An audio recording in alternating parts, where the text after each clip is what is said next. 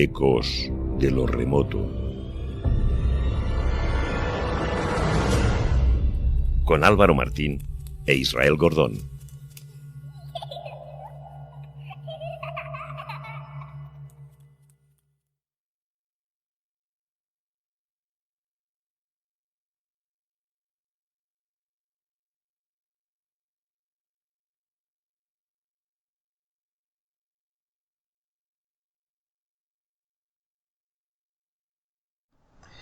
Buenas noches, amigos y amigas de Ecos de lo Remoto. Estamos aquí pues en otro de esos vídeos de YouTube que estamos subiendo en estos días ya de verano.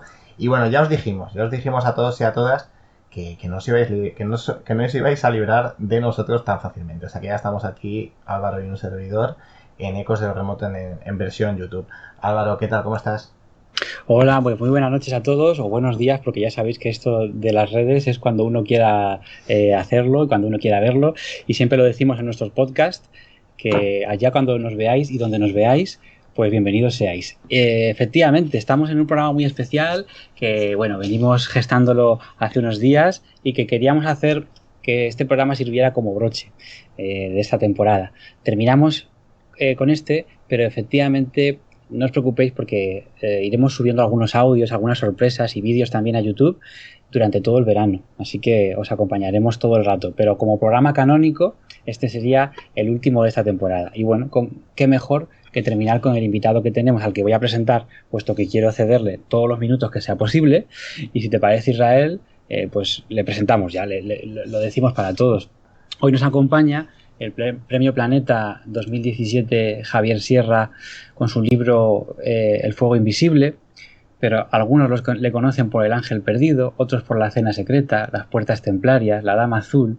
Este escritor e investigador nos ha hecho soñar también con una serie maravillosa en Movistar Plus llamada Otros Mundos, y ahora nos ha sorprendido, a mí me ha sorprendido por lo menos, porque ha sacado una novela fantástica. Yo ya la he nombrado la novela del verano, que es El mensaje de Pandora.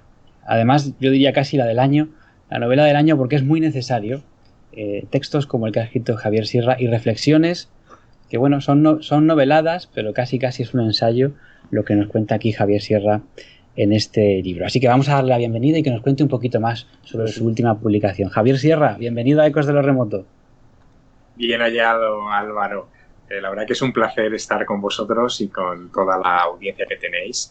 Es verdad que este libro es un tanto especial. Yo no sé si es el libro del año, pero desde luego es un libro que yo no tenía en absoluto previsto, que de alguna manera es hijo de estas circunstancias que estamos atravesando y que tiene un propósito claro, y es de alguna forma poner orden a las ideas sobre esta pandemia que estamos experimentando en estos meses, y ponerla en un contexto, reflejándola en la historia, en la ciencia y también y sobre todo en la mitología, donde hay muchas claves que pueden ayudar a comprender una situación tan aparentemente novedosa, pero en realidad tan profundamente antigua como esta que estamos viviendo. El mensaje de Pandora es una carta casi también carta abierta, aunque sea una carta de una tía a su sobrina, Aris. Realmente es una carta abierta a todo el que quiera leerlo y a todo aquel entusiasta que quiera inspirarse con este texto. Pues en esta carta, para resumirlo mucho, pues Aris es una joven cretense que está a punto de cumplir la mayoría de edad y recibe una carta inesperada de su tía. Hablaremos de por qué una carta, por qué el papel. Bueno, y en esa carta le cuenta muchísimas cosas. Su tía le habla de sus viajes, le habla de algunas teorías muy rompedoras y muy novedosas sobre el origen de, por ejemplo, virus como puede ser este COVID-19, y también reflexiona mucho, por ejemplo, sobre los dogmas, sobre el valor y el peso que tiene la verdad, y también, por supuesto, haciendo alusión al mito de Pandora con su caja. Bien, Javier, la primera pregunta es la obligada y la que tenemos que hacerte. ¿Cómo te llega esta historia, por así decirlo? ¿Cómo te llega? ¿Cómo se te ocurre? ¿Y cómo surge? Porque es hija de su tiempo. No se puede entender el mensaje de Pandora sin estos tiempos de confinamiento. Así es como surgió, imagino. Sí, evidentemente surge así. Surge en unas circunstancias que resultan familiares a todo el mundo, ¿no? El pasado de marzo Vivimos en España la instrucción de confinarnos en nuestras casas, y esta orden, de alguna manera, me da cierta esperanza, fíjate, porque yo trabajo confinado. Cuando tengo que enfrentarme a uno de mis textos, a una de mis novelas, lo que tengo que hacer es romper amarras con el mundo y tratar de no recibir demasiada influencia del exterior para poder crear mi mundo.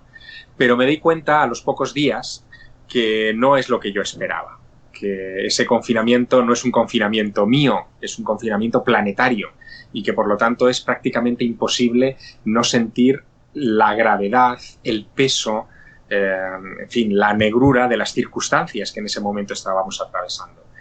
Así que esos proyectos que yo pensaba avanzar los meto en el cajón porque entiendo que no son propios de esta circunstancia y me pongo un poco al servicio del momento, ¿no? De repente recuerdo, al cabo de unos días, que en el mundo antiguo los escritores de alguna forma eran una especie de médicos del alma, ¿no? Eran los que con la organización de su relato, con la secuenciación de sus ideas en una historia, le daban sentido al mundo. Y dándole sentido al mundo también daban alivio al mundo. Ahí hay un personaje que estaba mencionado en los dosieres de prensa, no así en el libro, pero que a mí me ha influido mucho, que es Antifonte. Antifonte es un sofista ateniense del siglo IV a.C., que decía que las palabras tienen un poder sanador. Y yo lo creo. Realmente yo creo que las palabras pueden aliviarnos, pueden socorrernos, pueden alentarnos y pueden también sanarnos en un momento determinado. Y yo me dedico a jugar con las palabras como vosotros, ¿no? Y de alguna forma entendí que era un momento de organizar bien las palabras y escribir algo que pudiera leer todo el mundo, desde el más joven de la casa al más mayor de la familia, que le diera de alguna manera una perspectiva más grande de lo que estamos viviendo y que le ayudara a comprender este momento más allá de lo cuantitativo, amigos, porque lo que recibimos a través de los medios de comunicación son todo cuestiones cifradas, ¿no? El número de víctimas mortales, el número de infectados, el porcentaje del PIB que va a caer por esta circunstancia, pero dejamos de lado lo cualitativo. ¿Qué hay de humano detrás de todo esto? ¿Qué hay de las historias de superación o de victoria ante este tipo de circunstancias que se acumulan en los libros de todas las épocas? Bueno, pues ahí es donde he entrado y decidí escribir este libro que entregué a la editorial sin que ellos se lo esperaran tampoco y que una editorial confinada fue capaz de organizarse para poderlo también poner en marcha y llevarlo a las librerías, pues prácticamente en el primer momento en el que hemos podido acudir a ellas. Así es, ha tenido una distribución magnífica y claro, Planeta se pone a ello porque yo creo que a ellos cuando recibieron ese manuscrito les haría una ilusión tremenda volver a reactivar toda la actividad y muchos que hemos estado, bueno, más que parados, quiero pensar que meditando en estos días de confinamiento, pues nos gusta que todo poquito a poco vaya volviendo a esa escalofriante nueva normalidad.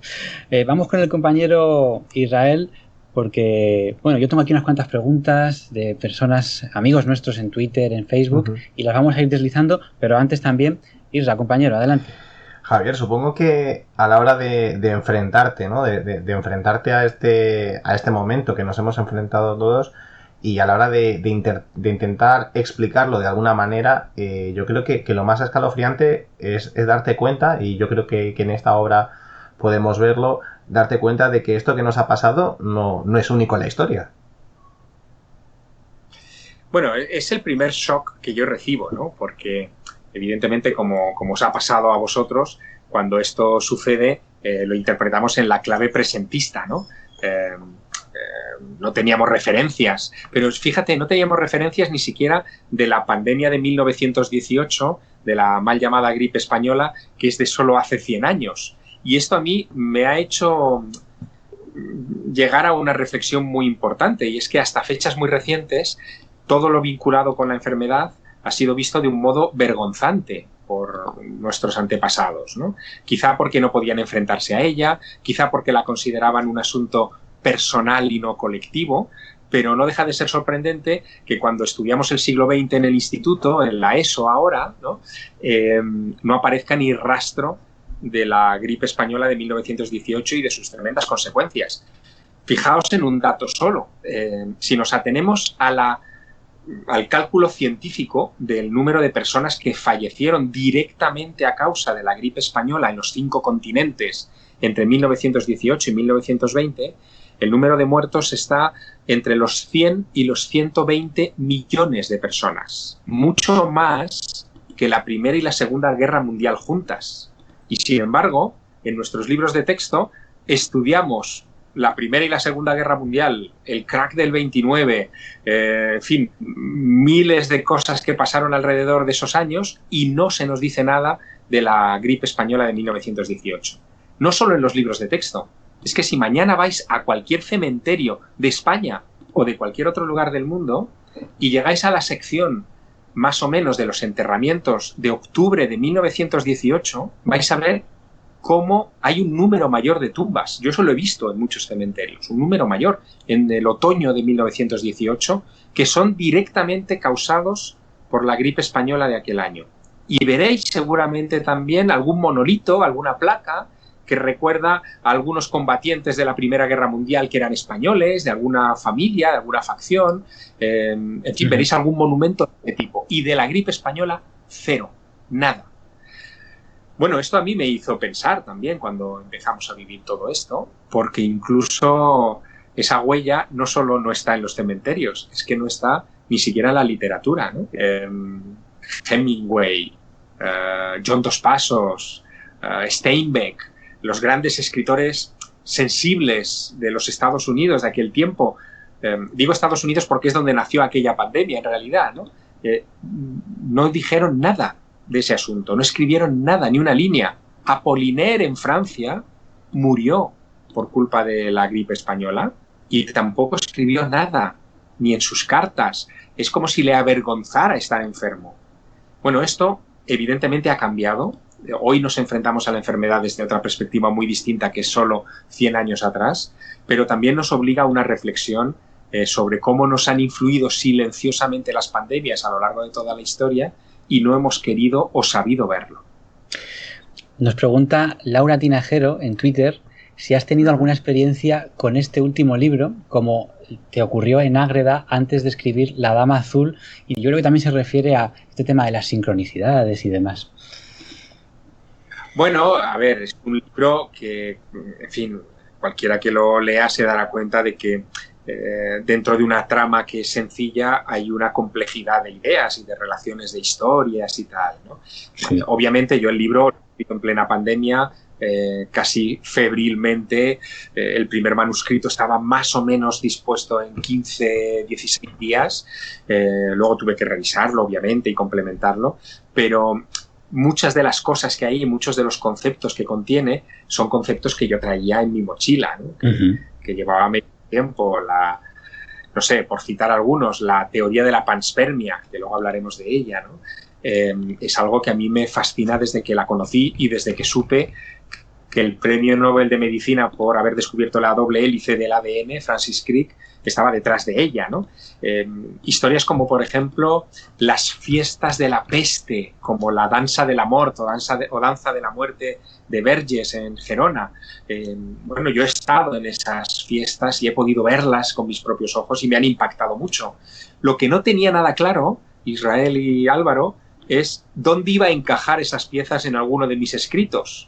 Y lo que sí que ha pasado ahora, y se lo contesto así a Laura Tinajero, es que de repente este momento, esta circunstancia, hizo que esas piezas que estaban ahí bailando, de repente encajaran perfectamente. No puedo hablar de casualidad, pero sí de un proceso intelectual de muchos años, ¿no? Que ha hecho que todo esto converja en este momento, dándole sentido, desde luego, a todo eso.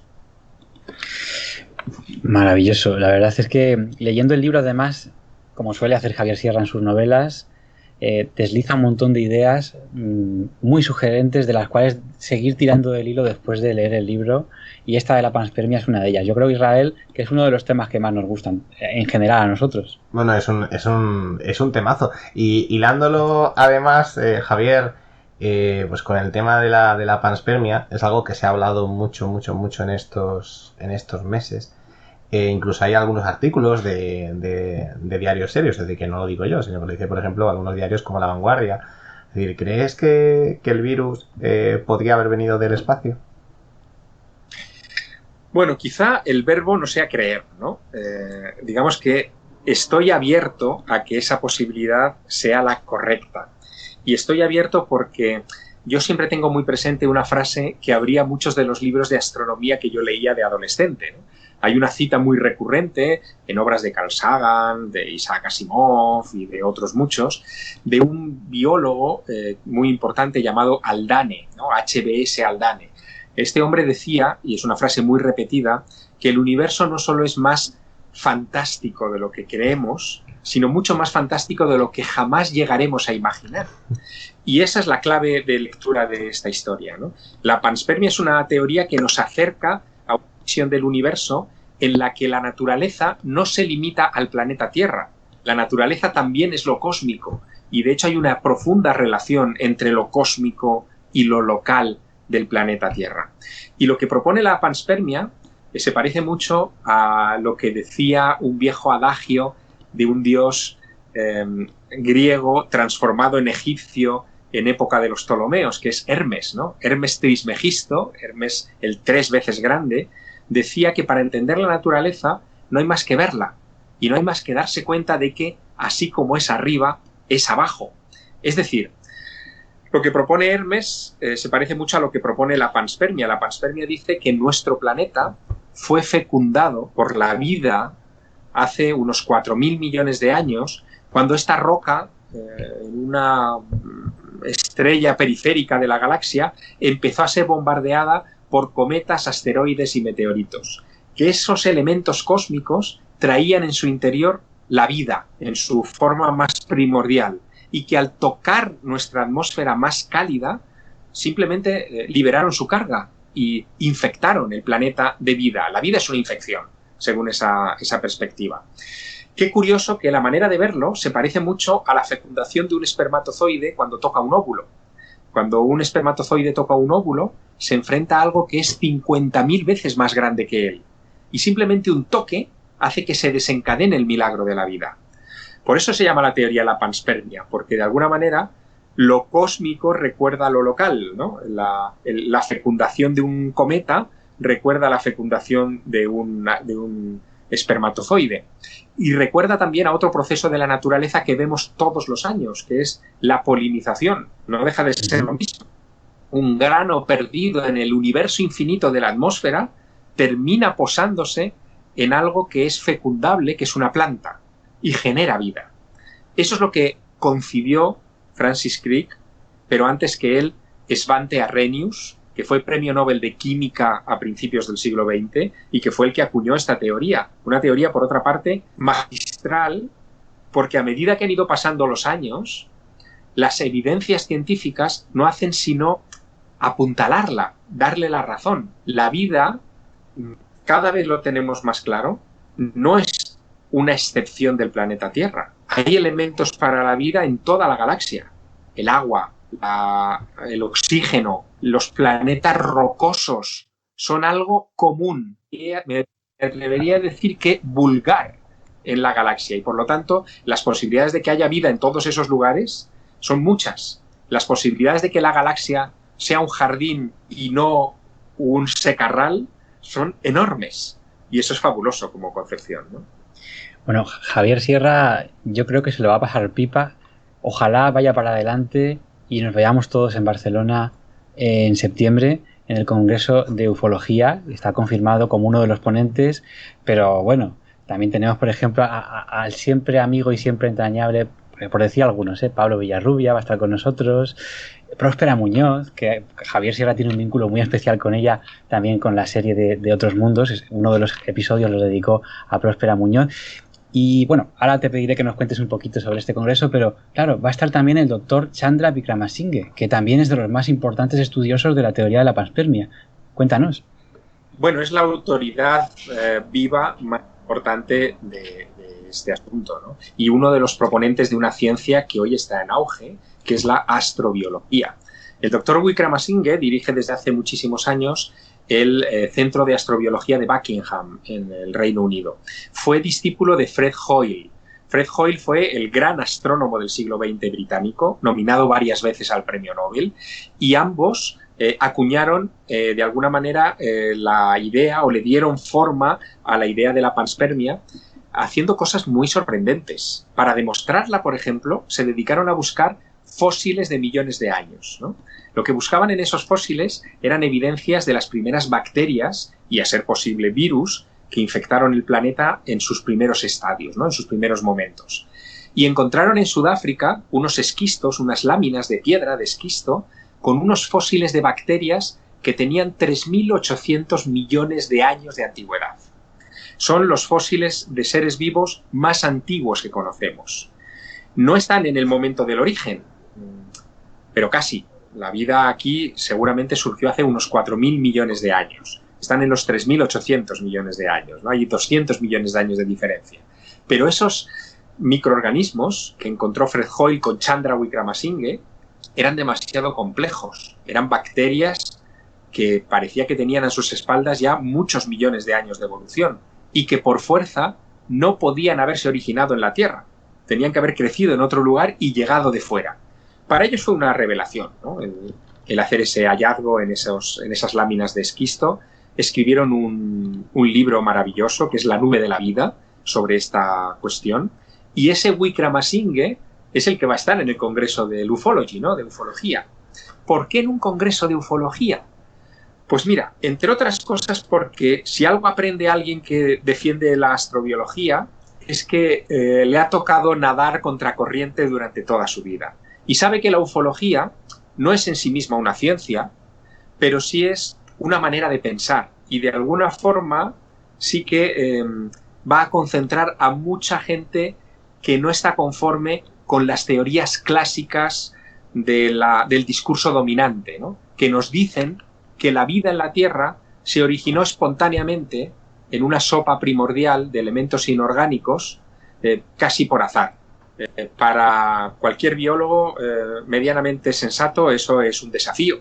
¿Cómo que de la materia inorgánica surge materia orgánica? ¿No hay un paso intermedio? ¿No ha ocurrido algo? Bueno, Wickramasinghe está seguro de que ha ocurrido algo que no ocurrió aquí, sino en cualquier otro rincón de la galaxia, que él quiere conocer, obviamente, pero no sabe, y acepta que en un entorno como un congreso de ufología se pueda discutir de este asunto con total apertura de mente. Así que ese congreso, esta nueva edición del Ufology, que es la 4ª en Barcelona, yo creo que va a ser muy, muy especial, muy singular. Bueno, para ti seguro, porque tenemos aquí a otro pequeño ponente que va a ofrecer un taller, un tal Martín Sierra, los ovnis y los niños. Bueno, es que el entusiasmo que me imagino que le ha transmitido toda su familia, pero en este caso estamos hablando de Javier Sierra, su padre, pues tiene que ser tan grande que el chaval ya se va a currar un taller. Yo me siento un poco responsable de este asunto y no sé si para bien, ¿no? Pero es verdad que, claro, yo no he podido disimular con mis hijos mi entusiasmo por las materias que a mí me fascinan. Y bueno, oiréis hablar a Martín, pero si oyerais hablar a Sofía, que tiene un año menos de mitología, alucinaríais, porque a ella los ovnis no le gustan, pero sí le gusta la mitología antigua, ¿no? Bueno, quizá es lo que ellos ven o han visto desde que nacieron, ¿no? Es verdad que a Martín, por ejemplo, me lo llevé a Roswell, a Nuevo México, durante los rodajes de Otros Mundos, y que con 11 años de repente se enfrentó a ese universo absolutamente increíble del festival anual de los ovnis de Roswell. Fue al lugar de estrellamiento del ovni, habló con ufólogos reconocidos cuyos libros había visto en mi mesilla de noche, y claro, todo eso al final tiene que tocarte algo, ¿no? Pero me pareció interesante que se le diera un tallercito pequeño dentro del Ufology, donde él pudiera explicar algo que está tan vinculado a los ovnis, es la visión de los niños. Si lo pensamos, hay muchos grandes casos en los que los protagonistas son niños, y no solamente de ovnis, sino en general del misterio, ¿no? Podemos ir a las apariciones de Fátima, de 1917, donde los protagonistas son niños y no sabemos exactamente qué es lo que vieron. Ellos describieron algo que fue interpretado por los adultos como una aparición de la Virgen, pero ese algo no casa muy bien con lo que hoy pensamos que es una aparición de la Virgen. Casa más con una aparición ufológica, ¿no? Tenemos otros asuntos como el propio caso de Próspera Muñoz, el caso de Kelly Hopkinsville, que también recreamos en la serie de Otros Mundos y donde hay testigos niños que ven aquello. En fin, hay muchos casos donde los niños son los que tienen la primera visión. En España también hubo muchos, ¿no? El famoso caso de los tietes de Villares del Saz de los años 50 en la provincia de Cuenca, donde un niño de 11 años ve descender de una tinaja unos tietes, que es como él los llamó, ¿no? en aquellos años. En fin, todo eso yo creo que es muy interesante y me parece un ejercicio intelectual curioso que un niño analice los testimonios de niños y que nos cuente qué es lo que ve él, ¿no? Bueno, vamos a ver, soy el primer espectador curioso de esa historia, tengo ganas de verlo, ¿no? Isra, compañero. Javier, ahora que hablabas, y me parece precioso, ¿no? Hablabas de cómo tus hijos se han visto envueltos pues en estas aventuras, ¿no? Porque realmente esta vida nuestra del que busca es una auténtica aventura. Y en este caso dices en el libro algo alucinante que creo que tiene mucho que ver, ¿no? Con esta forma de ver la vida que tienes. Dices que en la novela dices que pocas cosas son tan letales como los dogmas. Cuando dices esto, ¿qué es lo que quieres decir? Bueno, cuando digo esto, a lo que me refiero es que vivimos en un mundo muy acomodaticio donde buscamos inconscientemente como colectivo agarrarnos a grandes verdades. Y las grandes verdades son siempre revisables. Por decir algo, ¿no? En el siglo XVIII, a principios del siglo XVIII, la Academia de Ciencias francesa, en pleno siglo de las luces, de la razón, sentencia de manera decidida en un debate que como en el cielo no hay piedras, del cielo no pueden caer piedras. Era el gran debate de los meteoritos en aquel tiempo, ¿no? Había gente que se presentaba en París con fragmentos de hierro jurando que habían caído del cielo y los científicos decían que eso era imposible, que allá arriba no había piedras, no podían caer piedras. Era el pensamiento dominante. Obviamente ese pensamiento terminó destrozado por la realidad y por el avance de nuestro conocimiento. A eso me refiero con las ideas dogmáticas. Las hemos visto durante muchos siglos adscritas más que al pensamiento científico, al pensamiento religioso, y le han costado la vida a muchas personas. Hoy lo vemos no tanto en el pensamiento científico, que algunas hay, como en el pensamiento ideológico, en las ideologías políticas. Ahí es donde se están refugiando ahora mismo esos dogmas, creando estas divisiones tan salvajes en las que o estás con ellos o estás contra ellos. Y por lo tanto, lo que aboga este libro es por un poco de perspectiva. Démonos cuenta de que el que se aferra a una idea corre grandes riesgos de equivocarse, porque las ideas tienen que evolucionar a medida que evoluciona nuestra comprensión de la realidad, en todos los terrenos.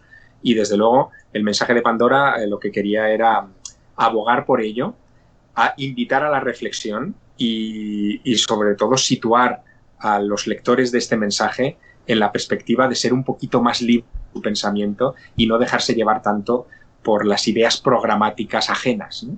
De todo tipo. En el libro hay una parte que me gusta mucho. Bueno, es que es muy entrañable, es muy bonito leerlo. Yo voy muy poquito a poco. Que sepa también el lector que se va a encontrar con una serie de ilustraciones preciosas.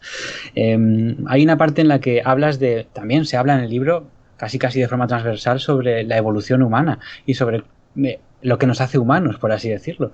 Y también sigue siendo un enigma y un misterio, representado en 2001 por ese obelisco negro. Realmente, por el monolito, realmente hay una etapa de nuestra vida como especie en la que nos asentamos, empezamos a tener nuestros cultivos, nuestra ganadería, y también es una parte en la que empieza a haber una serie de enfermedades que son bastante terribles. Nos pregunta, al hilo de todo esto, nos pregunta también Ángel Montes en Facebook, que por qué somos la especie más irresponsable que existe, dice él, siendo los más inteligentes. Bueno, quizá porque somos los más inteligentes, ¿no? Que la inteligencia, de alguna manera, nos hace valorar un montón de abanicos, de posibilidades que una especie que ha desarrollado la inteligencia sencillamente porque no se lo plantea, porque obedece solo al instinto y no a otros mecanismos que nosotros hemos desarrollado. O sea que quizá nuestra irresponsabilidad se deba precisamente a ese factor de la inteligencia. Obviamente, la inteligencia nos debería llevar a no optar por el peor de los caminos, ¿no? Y en ese sentido el mensaje de Pandora también invita a la reflexión. Una de las razones que nos lleva a enfrentarnos a estas invasiones víricas continuas desde el mundo de los animales hasta la esfera de los humanos es el momento en el que nosotros inventamos la ganadería, ¿no? En el momento en el que empezamos a trabajar con animales, a someterlos, a vivir y a convivir con ellos, se abrió el camino para que esos microorganismos saltaran de su entorno al nuestro. En ese sentido hay algo que no menciona en el libro, pero que a mí me parece muy interesante. Es un movimiento internacional que se llama One Health, como algo así como salud única. Podéis buscarlo por internet, por las referencias, que aboga porque el siguiente paso de nuestra especie debería ser tomar conciencia de que no solo importa la salud humana, también importa la salud de los animales con los que convivimos. También importa la salud de las vacas de las que tomamos la leche, o de los cerdos de los que vamos a tomar la carne, o de las aves que van a acabar en nuestro plato, ¿no? Es interesante que tengan también una gran salud, porque maltratarlos, someterlos, de alguna manera menospreciarlos, significa que de un momento a otro puede surgir una enfermedad de ese entorno y saltar a la nuestra, porque ese entorno empieza a ser débil para los microorganismos. No es un castigo divino, es porque los microorganismos buscan entornos en los que desarrollarse, y si no los tienen, los buscan, y si nosotros estamos cerca, pues nos toca a nosotros ser explorados. Bueno, esto es la ley de la naturaleza y hay que comprenderla, ¿no? ¿Qué lugares, o de todos los lugares que se recorren en la novela, de lo que le cuenta su tía a Aris, que nos tienes que contar, si se puede, aunque son secretos de escritor seguramente, por el porqué del nombre de Aris, ¿qué lugares, no sé, a ti te han marcado más de todos los que, porque me imagino que los conocerás perfectamente, por eso hablas de ellos, a ti te han marcado más de aquellos que se mencionan en el libro? Porque hay algunos con los que todos los amantes del misterio soñamos, como por ejemplo Göbekli Tepe. Bueno, claro, es que Göbekli Tepe es un punto y aparte en la investigación del pasado, ¿no? De nuestro pasado, porque en el momento en el que se hicieron públicas las dataciones de la antigüedad de esos restos arqueológicos, de esos círculos megalíticos, nos llevamos las manos a la cabeza. El hecho de que tengan como mínimo 10.000 años de antigüedad y que hubieran sido enterrados deliberadamente por sus constructores nos plantea un escenario que todavía hoy no acertamos a comprender. ¿Por qué aquella gente que acababa de entrar en el Neolítico construye algo que se adelanta en 5.000 años a Stonehenge, ¿no?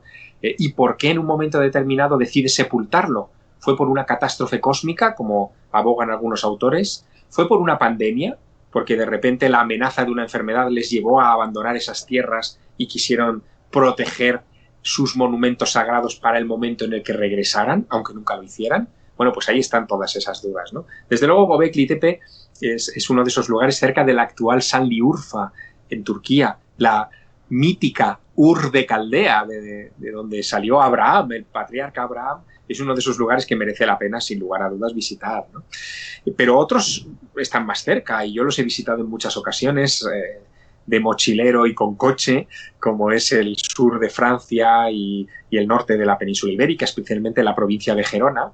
Y en la provincia de Gerona yo he encontrado cosas fascinantes. Es un lugar lleno de atavismos singulares, ¿no? Hablo en mi novela de un fósil antropológico viviente, que es una fiesta que se celebra cada Jueves Santo, que es la danza de la muerte, ¿no? La danza de la mort, la llaman allí, en Verges, en el Ampurdán. Allí, cuando cae la noche, iluminan todo el pueblo, es un pueblo de piedra precioso, iluminan todo el pueblo con antorchas y salen varios vecinos vestidos de esqueletos, danzando con una cadencia muy particular para recordarnos que la muerte está ahí a la vuelta de la esquina acechándonos. El momento en el que se decide crear esa danza no es uno cualquiera, es al final de la peste negra. La peste del siglo XIV se llevó a 1 de cada 3 habitantes de Verges. Y para que se acordaran las generaciones futuras de que la muerte está ahí inventaron ese momento y ese momento todavía hoy se celebra. A mí me pareció increíble y por eso cuando decidí escribir sobre la influencia de las pandemias en la construcción de la cultura, tuve que ir a Verges. Pero es que muy cerca está la Catedral de Girona, donde se guarda un libro de 1000 años de antigüedad, con una página que parece una explicación de la panspermia y que sorprende cuando uno la ve. Bueno, pues todo eso son elementos, Álvaro, que están ahí, que cualquier lector puede acudir a ver y que cualquier persona interesada puede rastrear hoy más que nunca a través de las redes y de Internet, pero también de enciclopedias y de libros, expandiendo de alguna manera su cultura al respecto. Es lo que yo busco con mis trabajos, ¿no? Que estimulen la curiosidad y de alguna manera te inviten a nuevas aventuras, porque la aventura del conocimiento no termina nunca. Además es que este libro, como bien decías, es para todos los públicos. Un adolescente que ya tenga cierta curiosidad por la literatura y le estén gustando estos temas, después de leer el mensaje de Pandora, vas a crear alguna vocación que otra, yo creo también. Eso es, y además, y desde el punto de vista de la ciencia, porque es que el libro, siendo un libro que puede estar clasificado en el cajón de temas de misterio, realmente habla de muchos temas científicos y de ciencia de vanguardia. O sea que, quiero decir, si te gusta la ciencia, también es tu libro el mensaje de Pandora. Voy a darle paso al compañero Israel. Antes estabais hablando y habéis hablado de Gobekli Tepe y bueno, que es algo pues aparece, ¿no? Aparece en este mensaje de Pandora y se dice, bueno, que posiblemente esta civilización podía haber desaparecido por el cambio climático. ¿Cómo ves la situación actual? ¿Nos estamos olvidando un poco de esto? Evidentemente nos estamos olvidando, pero el ser humano es que funciona de esta manera, ¿no? No tiene una capacidad de penetración muy grande y se enfrenta siempre con urgencia a lo que se le cruza por delante. Esto viene, yo creo que de la prehistoria más remota, ¿no? Cuando nuestros antepasados, nuestros tatarabuelos tenían que cruzarse o se cruzaban con un mamut, pues tenían que atacar al mamut sin pensar que detrás del mamut podía venir un tigre de dientes de sable, ¿no? Lo primero es lo primero y en su orden. Pero en esa perspectiva que nos da el conocimiento moderno, sí que deberíamos saber que detrás de esta pandemia nos vienen otros desafíos, como efectivamente es el cambio climático. Y que el cambio climático, además, nos puede volver a traer otras pandemias.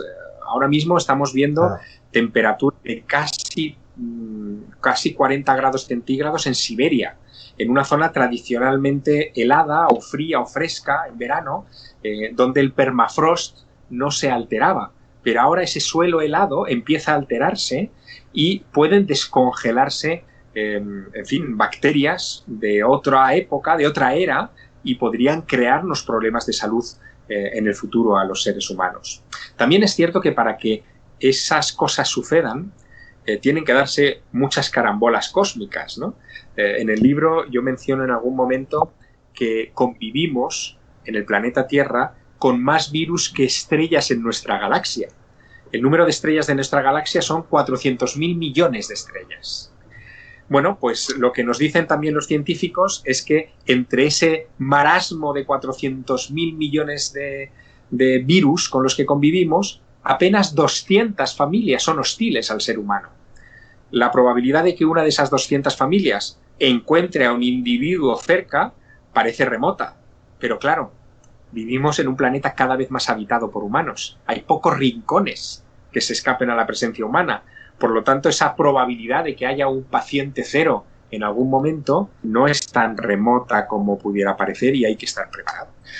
En el libro hay un mensaje, vamos, entre líneas y también muy claro, de la conexión con la naturaleza, de la pérdida de esa conexión, de respetar a los animales, también de alguna manera procurarles una vida lo más digna posible, y que son cosas que hemos perdido. Y la pregunta que hacía Israel, simplemente hay que ver que ahora están los mares llenos de guantes y mascarillas. Pero claro, ¿qué haríamos sin los guantes y mascarillas? Estábamos antes de la pandemia en una etapa de, venga, vamos a ir eliminando los plásticos. Imposible, ahora volvemos al tema y ojalá nos quitemos de en medio todo esto lo antes posible y para bien de todos y podamos volver a ese camino. Pero Álvaro, es que ahí la clave está en otro factor que es muy importante y que deberemos potenciar junto con el de la salud pública, ¿no? Que es el factor de la educación. Es decir, es inconcebible que en un país como España, quizá en otros países haya más dificultad, pero en un país como España, donde hay papeleras y contenedores de reciclaje en todas partes, haya guarros, porque no tienen otro calificativo, que estén arrojando sus mascarillas y sus guantes en cualquier cuneta, en cualquier rincón. Eso es un problema de educación, es un problema de conciencia cívica, es un problema también de autoridad, porque probablemente no ha habido nadie en ningún momento que le haya llamado la atención cuando era más pequeño o cuando estaba en etapa educativa sobre cosas que no se debieran hacer, ¿no? Yo creo que ahí tenemos que replantear algunas cuestiones que son básicas, sobre todo en un mundo que cada vez está más poblado, ¿no? Estamos hablando de un país como España, donde no llega a 50 millones de habitantes, pero imagínate cómo es en un país como India, que son casi 1.400 millones de personas.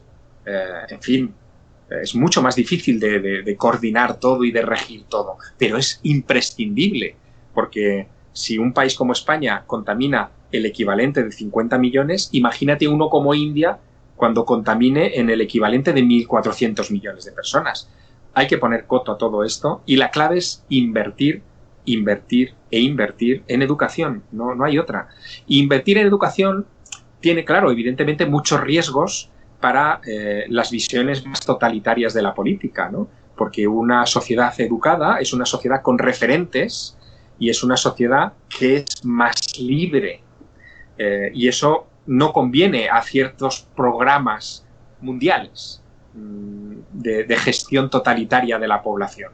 Por eso ahora estamos en un momento tan crucial de cómo salgamos de esta pandemia.